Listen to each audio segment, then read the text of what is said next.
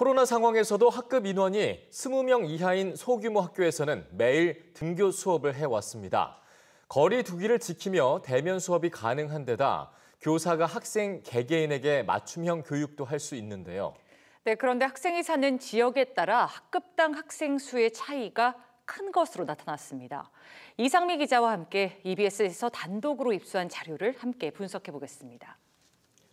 네, 이상미 기자. 네. 먼저 이 학급당 학생 수가 25명 이상이 되는 학급 비율부터 좀 살펴볼까요? 어느 정도입니까? 네, 먼저 전국 평균부터 함께 살펴보겠습니다. 네. 학생 수가 25명이 넘는 학급 비율은 47.7%로 절반에 이릅니다. 예. 그런데 이 지역별로 살펴보면 차이가 좀 큰데요. 특히 수도권과 비수도권의 격차가 뚜렷합니다. 비수도권 지역은 평균 40%인데 서울과 경기, 인천을 포함한 수도권 지역은 56%입니다. 예. 네. 비수도권보다 16%포인트 더 높은 건데요. 특히 경기도는 25명 이상 학급 비율이 71.5%에 달해 전국에서 가장 높았습니다. 전국에서 가장 낮은 세종시와 비교하면 4배가 넘습니다. 이렇게 전국 평균만 보면 잘 드러나지 않지만 지역별로 격차가 상당하다는 걸 알 수가 있습니다. 그렇네요.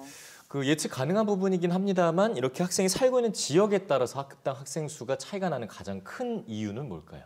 네, 아무래도 수도권으로 인구가 집중되는 현상을 원인으로 꼽을 수 있는데요. 예. 농어촌 지역에서는 학생 수가 계속 줄어드는 반면 수도권, 특히 신도시 지역에서는 학급당 학생 수가 30명이 넘는 과밀학급이 심각한 상황입니다. 네. 국회에서도 이런 과밀학급 문제를 더 이상 방치해서는 안 된다는 주장이 나오고 있습니다.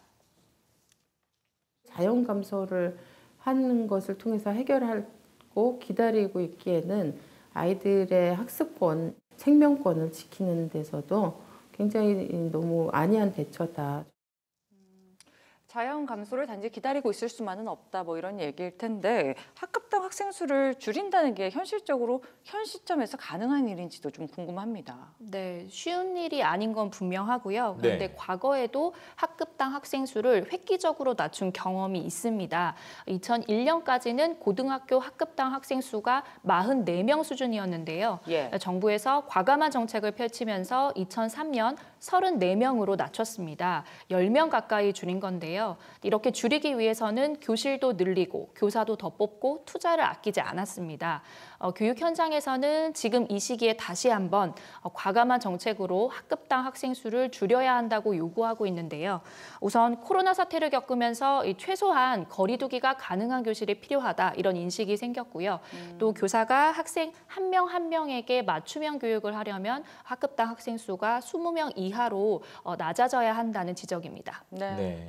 좀 계속적으로 다각도의 논의가 필요한 부분인 것 같습니다. 오늘 얘기 잘 들었습니다.